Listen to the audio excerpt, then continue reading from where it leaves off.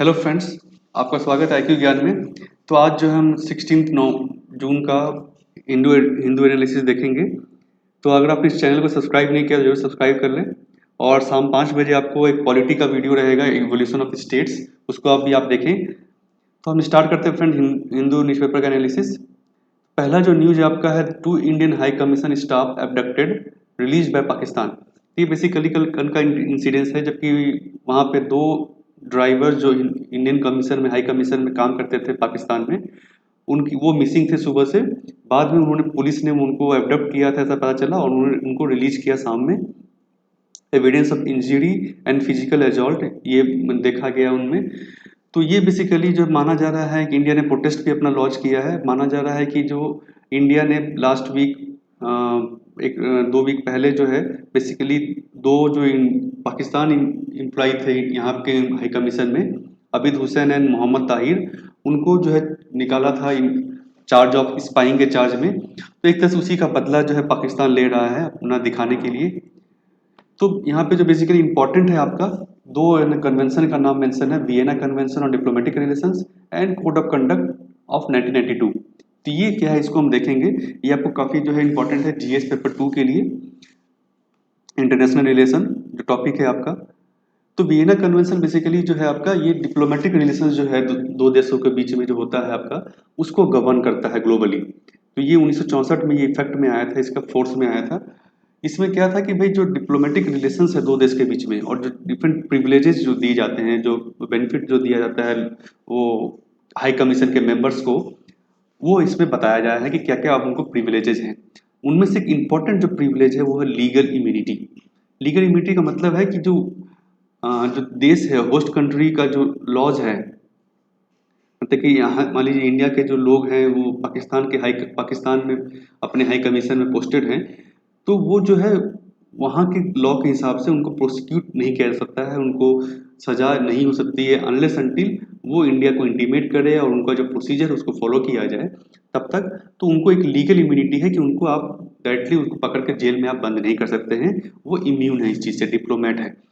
तो ये चीज़ जो है इंडिया ने प्रोटेस्ट किया कि भाई आपने इस चीज़ को फॉलो नहीं किया, लीगल इम्यूनिटी को, आपने उनको जेल किया, उनको मारा, उनको टॉर्चर किया। उसके अलावा जो इसमें है आपका, host nation must also protect diplomats from attacks on their freedom and dignity.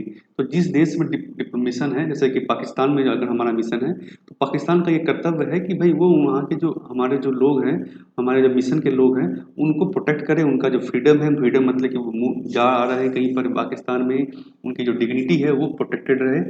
कोई भी उनका जो एम्बेसी जो है, जो हमारा ऑफिस है वहाँ पर पाकिस्तान में, वो कोई भी उसको है ना इंट्रूड नहीं कर सके, उसमें घुस नहीं सके बिना इजाज़त के।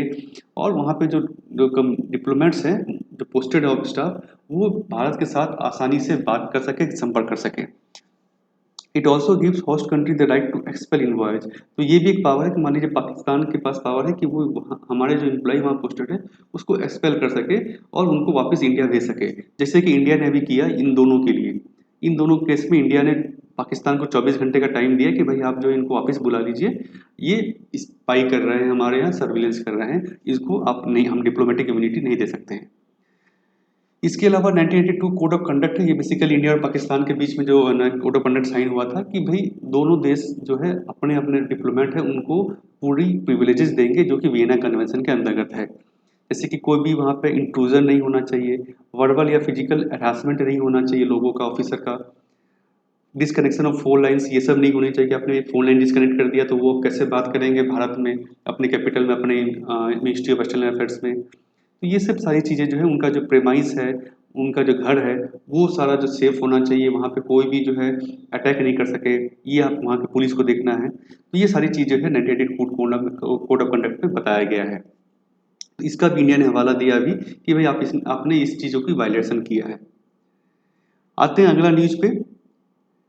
अगला है जो आपका एडिटोरियल है, remaining non aligning is a good advice, is good advice. ये बेसिकली जो है M.K. नारायण, जो है आपके नेशनल सिक्योरिटी एडवाइजर रहे हैं, उन्होंने एक ये आर्टिकल लिखा है। ये बेसिकली जो है इंडिया जो चाइना का जो स्टैंड ऑफ हुआ है अभी बॉर्डर पे, जो अभी टॉक्स भी चल रहे हैं, जो सिक्किम में और लद्दाख वैली में जो अभी इंट्रूजन हुआ है, उसको लेकर के इन्होंने एडवाइस दिया है कि क्या हमें करने की ज़रूरत है। इसमें जो अभी तक न्यूज़ में रिपोर्टिंग है, जो न्यूज़ में कहा जा रहा है कि भाई ये जो चाइना का स्टैंड है वो इसलिए है क्योंकि इंडिया जो है बॉर्डर इंफ्रास्ट्रक्चर जो है मजबूत कर रहा है, रोड बना रहा है, जिसको चाइना ने ऑब्जेक्ट किया है। यहाँ पे ऑथर का कहना है कि भाई सिर्फ ये कारण नहीं है चाइना का इस स्टैंड का। चाइना का जो स्टैंड है कि वो अंदर घुसा है, उन्होंने अपना जो बहुत सारा मिलिट्री असला जो है बॉर्डर के सामने रख दिया है। ये सिर्फ कारण नहीं है कि रोड के कारण वो चाइना का स्टैंड नहीं है। इसके लिए और भी बड़े कारण हैं जिसको कि इंडिया को देखने की जरूरत है। There have to be far better reasons for China action. China के एक्शन के लिए और भी बहुत सारे रीजन हैं जिसको इंडिया ने नेगलेक्ट कर रहा है इंडिया, जिसको हमें देखने की जरूरत है और उसको सॉल्व करने की जरूरत है। जैसे कि geopolitical factors, increasing bilateral tensions between India and China, economic pressure, जो चाइना के ऊपर में इकोनॉमिक प्रेशर है उसके इंटरनल पॉलिटिक्स के कारण। तो एक एक करके इसमें बताया गया है। पहला है जियोपॉलिटिकल फैक्टर। जियोपॉलिटिकल फैक्टर क्या है? जो इंडिया का जो टिल्ट है अमेरिका की तरफ, जो हम देखते आ रहे हैं कि यूएसए जो बेसिकली इंडिया को यूज कर रहा है एक तरह से चाइना के अगेंस्ट स्टैंड दिखाने के लिए, चाइना के अगेंस्ट खड़ा करने के लिए एशिया में।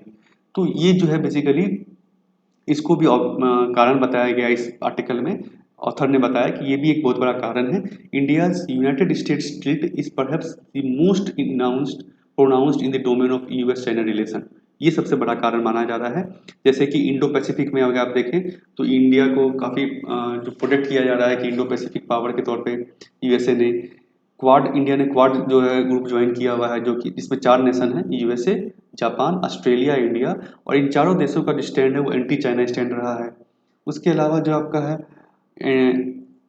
G7, जो अभी आपने यूएसए में देखा कि यूएसए ने कहा कि भाई इसको एक्सपेंड कीजिए, इंडिया को भी इसमें इंक्लूड कीजिए, और चाइना को बट इन्होंने इंक्लूड नहीं किया है। तो ये भी एक एंटी चाइना जो है, चाइना इसको समझ रहा है कि ये इंडिया का एंटी चाइना पोस्चर है, जिसके कारण भी चाइना का ये स्टैंड जो है एग्रेसिव रहा है, वो बॉर्डर पे अपना जो है दमखम दिखा रहा है।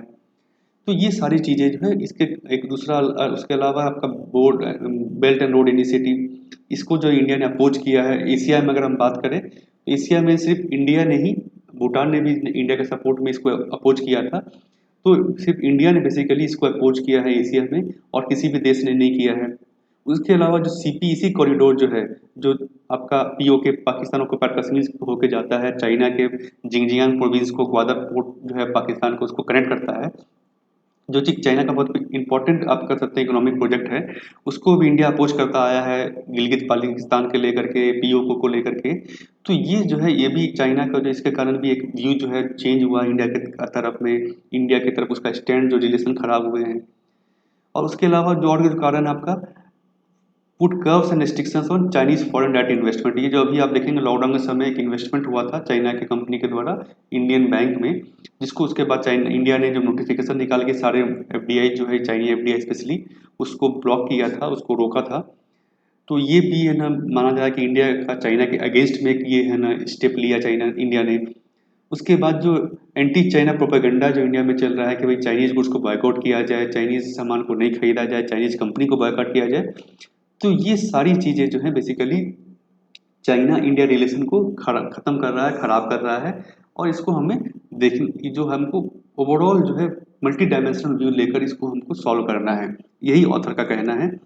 Such sentiments do impact border matter. तो ऐसे सेंटिमेंट्स भी जो है बॉर्डर मैटर्स को इम्पैक्ट करते हैं, बॉर्डर कंट्रीज को इम्पैक्ट करते हैं रिलेशंस।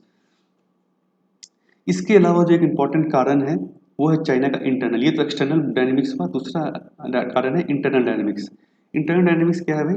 चाइना का अगर हम देखें अभी तो इकोनॉमिक जो है उसकी काफ़ी गिर गई है उनका। उसके अलावा जो वहाँ के प्रीमियर है मिस्टर जी, उनका जो बीआरआई जो प्रोजेक्ट है उनको भी इंटरनली जो वहाँ पे है ना उनको अच्छा नहीं माना जा रहा है। बीआरआई प्रोजेक्ट को कहा जा रहा है कि ये प्रोजेक्ट सही नहीं है। चाइना की इकोनॉमिक जो है वो जो बहुत अच्छी मानी जाती थी वो भी काफ़ी अब कम हो गई है। उसके अलावा जो कोरोना के कारण एक चाइना का जो है निगेटिव इमेज बना है ग्लोबली कि भाई कोरोना वायरस जो है चाइना ने फैलाया है, उन्होंने बताया नहीं, इन्फॉर्मेशन सही इन्फॉर्मेशन नहीं दिया सही समय पर। इसके कारण भी जो है चाइना को काफ़ी जो है एक इमेज जो है खराब इमेज झेलना पड़ रहा है, जिसके कारण जो है वहाँ पर इकोनॉमी भी जो है गिरती जा रही है। और जो बाहर के कंट्री के जो कंपनीज हैं वो भी वहाँ पे इन्वेस्टमेंट नहीं करना चाह रहे हैं। तो ये सारी चीज़ें जो इन चाइना का इंटरनल है बेसिकली, लेकिन इसके कारण भी जो है वहाँ के जो प्रीमियर है, वहाँ के जो सरकार है, वो चाहती है कि भाई लोगों को कुछ दिखाने के लिए, पॉजिटिव दिखाने के लिए वो चाइना पे, इंडिया पे जो है अपना अपना स्टैंड जो है बढ़ा रही है, अपना जो स्टैंड जो है वो व्यू जो है बेसिकली जो उसको चेंज करना चाहती है कि वो वहाँ इंटरनल पॉलिटिक्स से लोगों का ध्यान भटका करके ये इंडिया चाइना रिलेशन पे लेके आ जाए। तो ये भी एक बहुत बड़ा कारण है चाइना का स्टैंड का। इसके लिए बेसिकली यहाँ पे फिर उन्होंने 1962 वार जो हुआ था इंडिया चाइना के बीच में, उसका भी एग्जांपल दिया है कि कैसे जो वो वार का कारण क्या था बेसिकली कि जो ग्रेट लीप जो वहाँ रिफॉर्म हुआ था वो फेल हो गया था। उसके साथ ही साथ जो है इन चाइना को आइसोलेशन झेलना पड़ा था ग्लोबली। जो अभी भी जो आइसोलेशन झेलना पड़ रहा है चाइना को कि भाई कोरोना आपने फैलाया, आपने इन्फॉर्मेशन नहीं दिया, उसी तरह से वहाँ पे भी उस समय भी एक आइसोलेशन जो है ग्लोबल आइसोलेशन चाइना को झेलना पड़ा था। इन सब के कारण जो है ये वार हुआ, ये कहना था ऑथर का। तो इसीलिए यहाँ पे ऑथर ने सजेशन दिया है कि हमें जो है बेसिकली नॉन अलाइंड रहना है। नॉन अलाइंड मतलब हमें किसी भी तरफ, चाहे वो ईस्टर्न ब्लॉक हो आपका यूएसएसआर या फिर जो वेस्टर्न ब्लॉक यूएसए जो है उसके तरफ हमको अलाइन नहीं दिखना है, और एंटी जो नेबरहुड पॉलिसी वो हमें नहीं अपनानी है ताकि रिलेशन जो है सुधारा जा सके। तो ये बेसिकली आपका जीएस पेपर 2 जो है आपका इंडियन इंटरनेशनल रिलेशन, उसमें आपको काफ़ी हेल्प करेगा। इंडिया चाइना रिलेशन हो या फिर इंडिया यूएसए रिलेशन हो या फिर नॉन अलाइंड रिलेशन हो, नॉन अलाइंड मूवमेंट जो हो, तो इसको लेकर के आप इसमें से जो व्यूज हैं उसको आप दे सकते हैं कि भाई कैसे जो रिलेशन जो है उसको हमें मल्टी डायमेंशनली देखना है कि एक सिंगल रीजन को नहीं देखना, हमें मल्टी डायमेंशनली देखना है कि क्या रीजन्स हैं। देश का इंटरनल पॉलिटिक्स भी हमें देखना होगा जब हम रिलेशन के बारे में बात करते हैं। तो अब हम नेक्स्ट न्यूज पे मूव करते हैं, वो भी एडिटोरियल आपका है, lessons for Yogi from Gandhi and Lee. ये बेसिकली जो है अभी यूपी सीएम ने जो अनाउंस किया था कि भाई हम और सारे माइग्रेंट्स को वापस बुलाएंगे और यहीं पे उनको हम नौकरी देंगे, फ्यूचर देंगे, माइग्रेट उनको नहीं करना चाहिए। तो ये जो है बेसिकली इसमें ऑथर ने एग्जांपल दिया है सिंगापुर का। सिंगापुर जो ली है बेसिकली वो फाउंडिंग फादर माने जाते हैं मॉडर्न सिंगापुर के। उन्होंने सिंगापुर को एक तरह से नया जो रूप है उसको डेवलप कंट्री बनाया है एक तरह से। तो इनका एग्जांपल दिया है, साथ ही साथ गांधी का जो महात्मा गांधी का जो व्यू है इकोनॉमिक्स को लेकर के, विलेज को लेकर के, उसका भी एग्जांपल दिया है कैसे उसको हम यूज करके स्टेट्स को और माइग्रेशन जो है उसको हम रोक सकते हैं। जो स्टेट टू स्टेट जो माइग्रेशन होता है आपका कि ये ना यूपी से जो लेबरर जो बाहर जा रहे हैं उसको हम कैसे रोक सकते हैं। तो सिंगापुर का एग्जांपल भी उन्होंने दिया है कि सिंगापुर में जब डेवलपमेंट स्टार्ट हुआ जब वहाँ पे, तो जो वहाँ के प्रीमियर थे आपका ली कुआन, उन्होंने कहा कि भाई आप कंपनियों को इन्वेस्ट किया, इन्वाइट किया इन्वेस्ट करने के लिए, और साथ ही साथ उन्होंने शर्त रखा कि आपको जो है यहाँ के एम्प्लॉई का, लोकल जो एम्प्लॉई है, जो लोग हैं वहाँ के नागरिक जो है, उनका स्किल जो है अपग्रेड करना होगा कंटिन्यूअसली, ताकि वो उनका इनकम जो है सिंगापुरियंस का वो बढ़ सके, और साथ ही साथ जो है सिंगापुर जो है डेवलप पूरी तरह से डेवलप हो सके।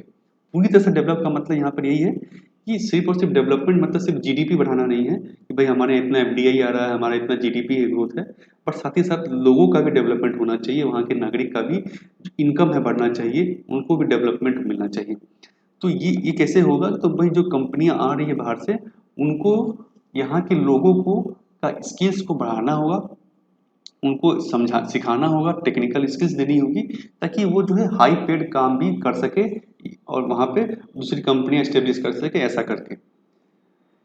तो यही यहाँ पे बेसिकली ऑथर ने कहा है कि जो हम भी जब देखते हैं हर स्टेट का अगर हम देखें तो एक इन्वेस्टमेंट समिट होता है, इन्वेस्टर्स को बुलाते हैं, चाहे वो देश के इन्वेस्टर हो विदेश के इन्वेस्टर हो, लेकिन उसके साथ ही साथ हमें जो है उस स्टेट ये भी वहाँ पे कंडीशन रखे कि आपको जो है लोकल लोगों को, वहाँ के लोकल जो एम्प्लॉई है, लोग हैं रहने वाले, उनको आपको स्किल ट्रेनिंग देनी होगी, उनको आपको सिखाना होगा, उनको स्किल को आपको बढ़ाना होगा, जैसा कि सिंगापुर ने किया है, जो कि यहाँ इंडिया में बहुत देश राज्य जो है नहीं करते हैं। They must encourage only those investors who care as much for citizens and workers where they invest as for their own investors back home।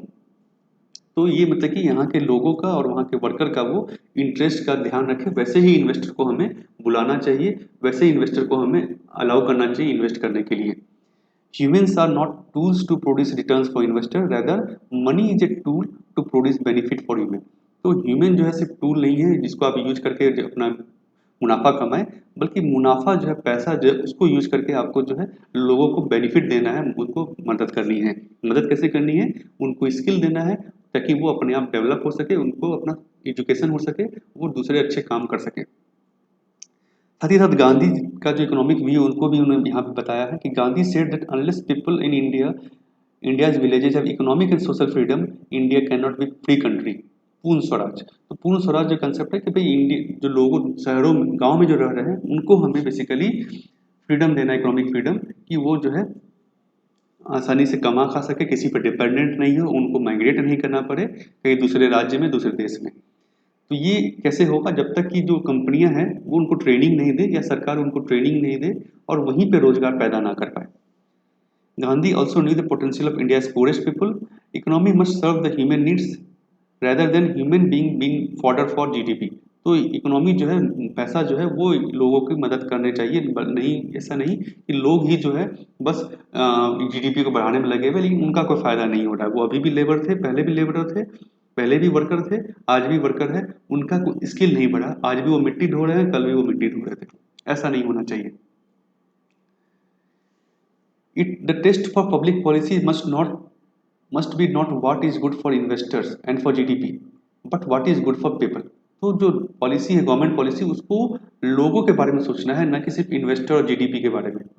Specially those who are most powerless, तो जो बहुत गरीब हैं, जो जिनके पास पावर नहीं है, जो स्किल नहीं है, उनके बारे में सोचना ही, उनके बारे की भलाई के बारे में ही जो पॉलिसी की बात करें वही सही पॉलिसी है। World has been deglobalising since the financial crisis of 2008। Deglobalising का मतलब है कि जो आप देख रहे हैं कि माइग्रेशन जो है रोका जा रहा है। बहुत सारे देश जो हैं, यूएसए हो, यूरोप हो, वो जो है माइग्रेंट्स को अब बुलाना नहीं चाह रहे हैं। वो हम चाहते हैं कि वहाँ के लोकल लोगों को रोजगार मिले, और बाहर के लोग जो आ रहे हैं उनके लिए काफ़ी स्ट्रिक्ट जो है पॉलिसी अपना रहे हैं।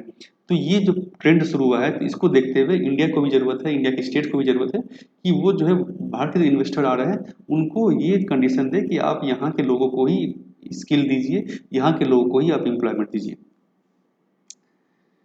तो वन यहाँ पे उन्होंने बस बेसिकली ये क्या है कि one human beings and local communities must be means for human progress and their well being must be the purpose of progress too. तो ह्यूमन बींग को हमें तवज्जो देना है, उसको करना है। दूसरा, governance must be strengthen at local level. तो लोकल लेवल जो पंचायत जैसे है अभी हमारे यहाँ, उसी तरह से और भी उसको और स्ट्रेंथन करना चाहिए, उसको पैसा देना चाहिए, उसको और जो पावर देना चाहिए, ताकि वहाँ के लोगों की भलाई कर सके लोकल लेवल पर। 3, wealth is good but wealthy people must be only trustee of the community's wealth and not its owner। तो जो wealthy people है, जो बिजनेस है, जो ट्रेन है, वो वहाँ के बस ट्रस्टी हैं, ओनर जो है वो लोकल लोग ही हो सकते हैं। 4, alienation of owners from workers must be reduce. तो हम देखते हैं जो कि ओनर जो है अलग रहता है, उसको वर्कर जो है वो फैक्ट्री में उसका कोई हिस्सा नहीं है, वो बस ना काम करता है। तो ऐसा चीज़ नहीं होनी चाहिए। हमें जो है कोऑपरेटिव कैपिटलिस्ट इंटरप्राइज को बनाना चाहिए, जहाँ पे कि वर्कर भी ओनर की तरह काम करे, ओनर हो उस बिजनेस में, उस इंटरप्राइज में। तो ये सब जो बेसिकली व्यू दिया गया यहाँ पर कि जो हमें इकोनॉमिक ग्रोथ, जो माइग्रेशन है, उसको रोकने के लिए और हर स्टेट को सेल्फ सफिशिएंट बनाने के लिए। अगले आर्टिकल की तरफ मूव करते हैं हम। India China nuclear Arsenal grow. तो ये बेसिकली न्यूक्लियर आर्सेनल पर एक जो सिप्री है, इंटरनेशनल इंस्टीट्यूशन है, इन्होंने एक रिपोर्ट दिया है। इंडिया चाइना में जो है न्यूक्लियर वार है, जो न्यूक्लियर जो असला है वो बढ़ता जा रहा है, बढ़ाया जा रहा है, और है ना नए नए मिसाइल्स जो है इसमें ऐड किए जा रहे हैं, चाइना की तरफ से भी, इंडिया की तरफ से भी, पाकिस्तान की तरफ से भी। इसमें तो बेसिकली है ना यहाँ पे 9 न्यूक्लियर आर्म्ड स्टेट के बारे में बात किया गया है। ऐसे स्टेट्स मतलब कि जिनके पास न्यूक्लियर वेपन है डिक्लेयर्ड। उसमें आता है आपका USA, Russia, UK, France, China, India, Pakistan, Israel and North Korea. इनको न्यूक्लियर आर्म्ड स्टेट माना जाता है ग्लोबली। बाकी स्टेट्स के पास न्यूक्लियर वेपन नहीं है, ऐसा कहा जाता है। इसके अलावा जो बेसिकली 2 मेजर आर्टिकल्स कन्वेंशन के बारे में मेंशन किया गया है इसमें। 1987 Soviet USA treaty on elimination of intermediate range and shorter range missiles, and उसके अलावा जो है start treaty. 2010 new strategic arms reduction treaty. तो इसके बारे में ये बेसिकली जो है यूएसए और चाइना, रसिया का जो है बायलैटरल एग्रीमेंट था। बायलैटरल मतलब कि 2 देशों ने ही किया था एग्रीमेंट, और वो था कि हमें न्यूक्लियर वेपन को घटाना है। इसके बारे में बाकी इसमें कुछ खास इंपॉर्टेंट नहीं है। तो यही इसमें आर्टिकल का इंपॉर्टेंस है कि भाई आप जो है न्यूक्लियर आर्म जो बढ़े जा रहे हैं उसको रोकने की ज़रूरत है, उसके लिए गवर्नेंस की ज़रूरत है, और देशों को बायलैटरली समझ बैठ करके वेपन्स को जो टेंशन जो उसको घटाने की जरूरत है, ताकि न्यूक्लियर वेपन जो है उसको भी कम किया जा सके, जैसे कि यूएसए और रसिया ने किया स्टार्टिंग में।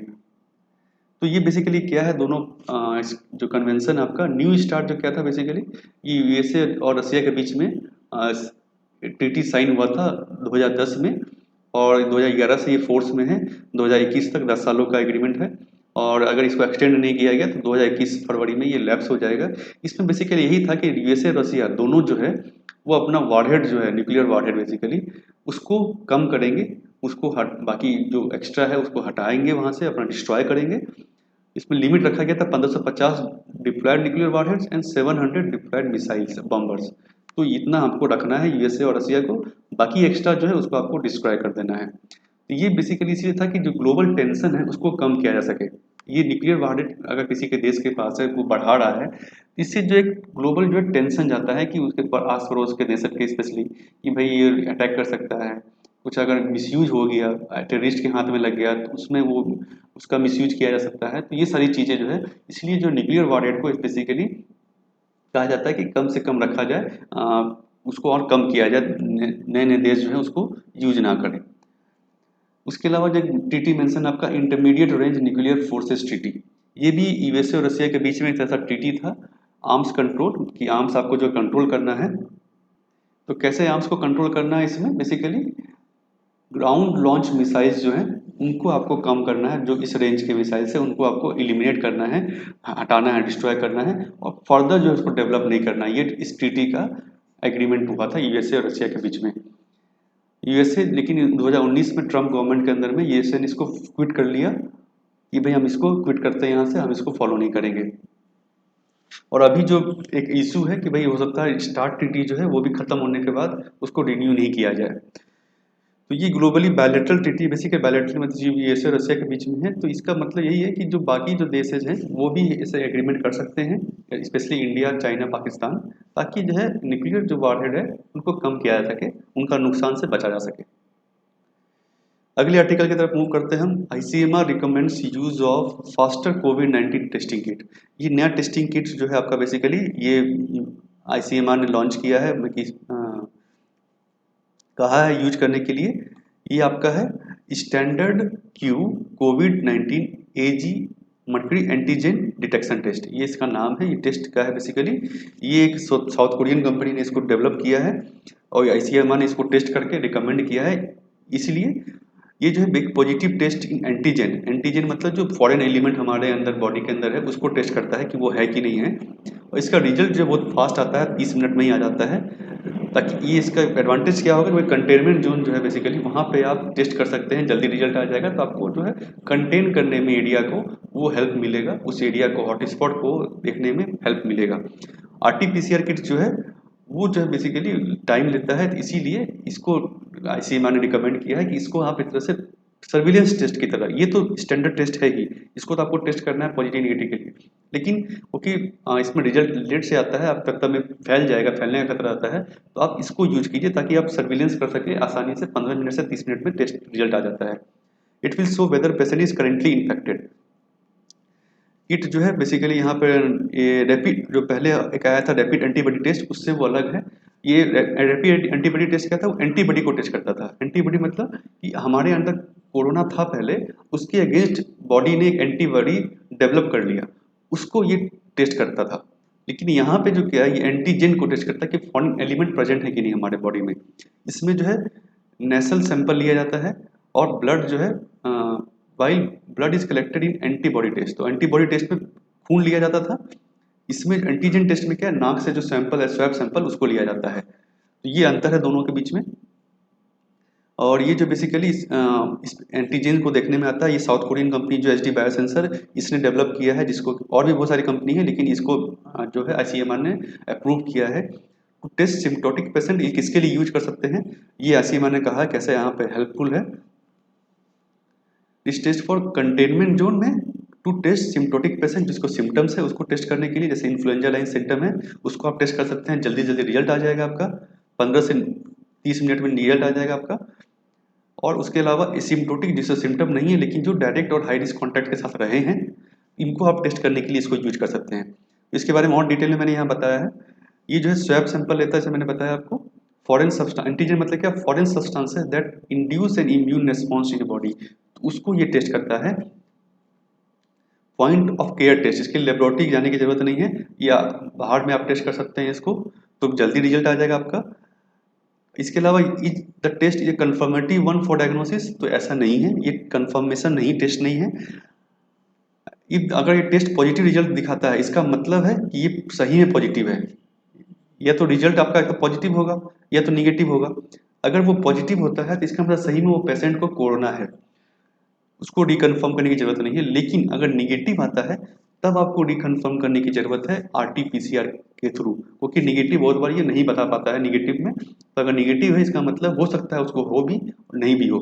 इस केस में, निगेटिव के केस में, आपको उसको फिर से जांच करने की जरूरत है। लेकिन अगर पॉजिटिव आता है वो आदमी एंटीजन टेस्ट में, तो वो सही में पॉजिटिव है। इसका हेल्प क्या है आपका, बेसिकली कि ये जो टाइम डिफरेंस है बहुत कम लेता है। आरटीपीसीआर किट 2.5 से 5 घंटे लेते हैं, जबकि ये किट जो है आपका 15 से 30 मिनट में आपको रिजल्ट दे देगा। अगला आर्टिकल आपका है वंदन योजना हेल्प्स ट्राइबल बीट ओट्स। तो ये जो है वैसे वंदन योजना जो है लास्ट ईयर गवर्नमेंट ने लॉन्च किया था, ये 2019 में इंडिपेंडेंस डे में। Basically forest wealth, that one धन मतलब वन मतलब फॉरेस्ट, धन मतलब वेल्थ, वन धन forest wealth stage in the hands of forest developer by providing local platform, मतलब लोकल प्लेटफॉर्म देने का कि वो वहाँ पे अपना सामान बेच सके अपने आप। जो मिडिल मैन है उसका जो होता था कि भैया मिडिल मैन जो सारा हिस्सा खा लेता था, बिचौलिया, उसको एलिमिनेट करके वहीं पर आप जो है उस बिजनेस सेटअप कर सके, वहाँ पर आप बेच सके अपना जो गुड्स है, जो ट्राइबल लोग हैं वो अपना सामान जो बेच सके और अच्छा मुनाफा कमा सके मैनर फॉरेस्ट प्रोड्यूस से। इसको बेसिकली यहाँ पे मैंने एक्सप्लेन किया है। Initiative ministry of tribal affairs का इनिशिएटिव है। ट्राइफेड जो है मिनिस्ट्री के अंदर में ही एक फाइनेंशियल ऑर्गेनाइजेशन है जो कि फाइनेंस करती है। तो ये बेसिकली माइनस फॉरेस्ट प्रोड्यूस में जो लोग इन्वॉल्व है, ट्राइबल्स बेसिकली जो जंगल में होते हैं, वो माइनर फॉरेस्ट प्रोड्यूस पे डिपेंडेंट होते हैं। माइनर फॉरेस्ट प्रोड्यूस क्या है भाई, और नॉन टिम्बर फॉरेस्ट प्रोड्यूस, मतलब टिम्बर नहीं जिसमें ये है लकड़ी नहीं, जो वैसे फॉरेस्ट प्रोड्यूस को हम माइनर फॉरेस्ट प्रोड्यूस करते हैं। और प्लांट ओरिजिन जैसे कि बैम्बू हो गया आपका, ब्रूस वुड हो गया, stumps, cane, tussar, cocoons, honey wax, lac, tendu leaves, तो ये सारा जो है आपका मेडिसिनल प्लांट्स, ये सारा जो है माइनर फॉरेस्ट प्रोड्यूस के अंदर आता है। और ये जो इसको ट्राइबल जो वहाँ रह रहे हैं बहुत सालों से, उनको ये अधिकार दिया गया है फॉरेस्ट राइट एक्ट के अंदर में कि वो आप उसको निकाल सकते हैं, फॉरेस्ट से ले सकते हैं, उसको बेच सकते हैं, उससे अपनी रोजी रोटी चला सकते हैं। इसके इस स्कीम में क्या है कि वन धन विकास केंद्र जो है बनाए जाएंगे ट्राइबल एरिया में, उस एरिया में वो आपको स्किल भी देंगे, वहाँ के ट्राइबल जो है, वहाँ के जो जनजाति हैं, और उनका कैपेसिटी बिल्डअप करेंगे, ट्रेनिंग देंगे, और वो ताकि वो जो है प्रोसेसिंग सेंटर वहाँ पे बना सके, वैल्यू एडिशन कर सके, जो उन्होंने मैनर फॉरेस्ट प्रोड्यूस जो जंगल से लिया है उसमें कुछ अब वैल्यू एडिशन करके के वो उस चीज़ को बेच सके अच्छे दामों में और मुनाफा कमा सके। जैसे कि इन्होंने ये झाड़ू जो बनाया आपका, ब्रूम जो बनाया वैल्यू एडिशन करके, कि ब्रूम को उन्होंने जो घास जो लिया उन्होंने उसको बना के ब्रूम बनाया, उसको वो अच्छे दामों में बेच रहे हैं। इसके अलावा दूसरा आर्टिकल आपका है why suspend sex text rules. तो ये जो बेसिकली सुप्रीम कोर्ट ने एक ना जो अप्रैल में मिनिस्ट्री ऑफ हेल्थ अफेयर्स ने एक नोटिफिकेशन निकाला था कि जो पीसीएनडीपीटी एक्ट है आपका, पीसीएनडीपीटी एक्ट जो है आपका, pre conception and pre natal diagnostic techniques act, ये पुराना एक्ट है आपका। इसको, इसके रूल्स को थोड़ा 3 महीने के लिए एक्सटेंड कर दिया था कि वो 3 महीने तक आप इस रूल के जो है रिलैक्स कर दिया था कोविड के लिए। इसके अगेंस्ट में जो सुप्रीम कोर्ट ने कहा कि भाई आप इसको रिलैक्स क्यों कर रहे हैं, इससे जो है लोगों में जो आपका सेक्स सेलेक्टिव टेस्ट जो है वो बढ़ेगा, जो आपका जो गर्ल्स टेस्ट जो होता है भ्रूण हत्या, वो बढ़ेगी। ये बेसिकली एक्ट किया है, इसको मैंने एक्सप्लेन किया यहाँ पर।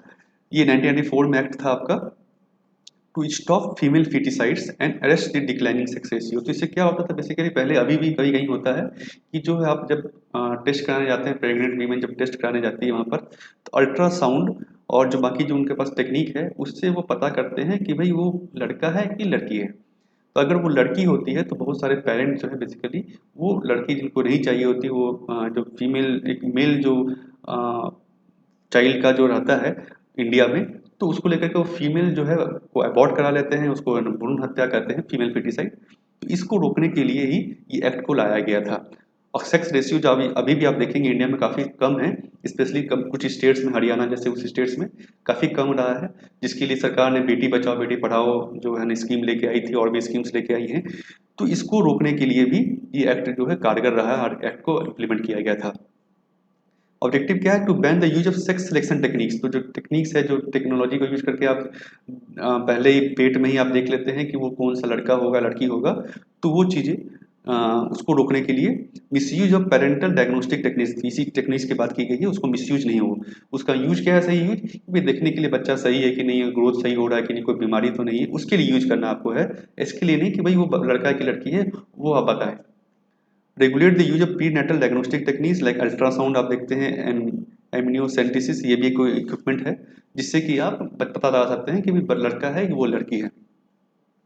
और उसके अलावा इसमें जो एक्ट में है कि कंपलसरी रजिस्ट्रेशन, जितने भी डायग्नोस्टिक सेंटर है उनको रजिस्टर कराना है, अपना रिपोर्ट देना है वहाँ के डिस्ट्रिक्ट को, मंथली क्वार्टरली जो रिपोर्ट है। तो ये जो रिपोर्टिंग है और रजिस्ट्रेशन जो है इसको ही गवर्नमेंट ने रिलैक्स कर दिया था 3 महीने के लिए, जिसके लिए सुप्रीम कोर्ट ने कहा है कि ये गलत है। इसको मतलब कि टाइम दिया है गवर्नमेंट को कि आप अपना रिपोर्ट दीजिए। ठीक है, आगे हम फिर ये आपका एक्ट है लास्ट। तो ये फ्रेंड्स था आपका आज का एडिटोरियल और जो हिंदू एनालिसिस है। तो अगर आपको वीडियो अच्छा लगा हो तो जरूर शेयर करें अपने फ्रेंड्स के साथ और लाइक करें, और इस चैनल को जरूर सब्सक्राइब करें। और शाम में आपका पॉलिटी का एक वीडियो लेक्चर है जिसको आप देख सकते हैं। और ये आप मुझे सोशल मीडिया पर भी फॉलो कर सकते हैं, टेलीग्राम पे, इंस्टाग्राम पे, ट्विटर पे और फेसबुक पे। Thank you friends.